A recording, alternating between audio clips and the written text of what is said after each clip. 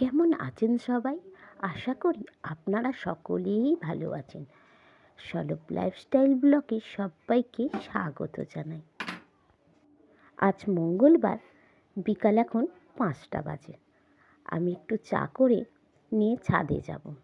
চা খেতে খেতে বিকালের পরিবেশটা দেখতে খুব ভালো লাগে। আজ একটু মাকড়দায় যাব। আপনারা তো অনেকেই জানেন মাকড়দায় মাকড়চণ্ডী মন্দির রয়েছে, ওখানে আজকে পঞ্চম দোল অনুষ্ঠিত হবে। ভোর 5টা থেকে এই পঞ্চম দোল অনুষ্ঠানটা আরম্ভ হয়। সকাল সকালই মায়ের পায়ে আবির দিয়ে এই দোল উৎসব আরম্ভ হয়। চলুন চাটা খেয়ে নিয়ে রেডি হয়ে নিই, তারপরে যাব আমি মাকড়দায়। রেডি হয়ে গেছি, চলুন এবার আর দুর্গা দুর্গা করে বের হই।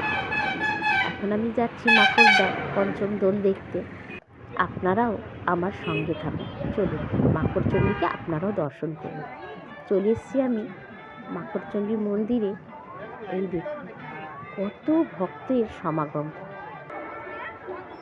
এই দেখুন এখানে পঞ্চম দোলের পোস্টার লাগানো রয়েছে। এখানে অন্নকূটের কথাও উল্লেখ করা আছে, যদি কেউ মাকড়চণ্ডীর প্রসাদ গ্রহণ করতে চায় তো সেই দিন অন্নকূটে আসতে পারে।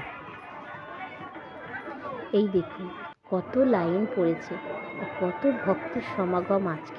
আজকে মা পড়েছে সব সোনার গয়না, পুলিশ পোস্টিং রয়েছে এখানে। চলুন একবার আপনাদের মাকে একটু দর্শন করিয়ে দিই। এই দেখুন মা মাকড়চণ্ডী।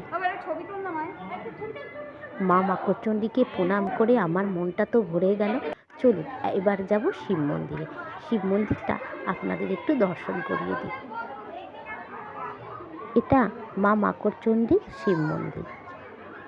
ছোটোবেলায় আমার দিদা আর মায়ের কাছে শুনেছি এই মাকড়চণ্ডীর মা নাকি খুব লম্বা ছিল, আর ঠাকুরমশাই মোয়ে করে উঠে নাকি পুজো করতো।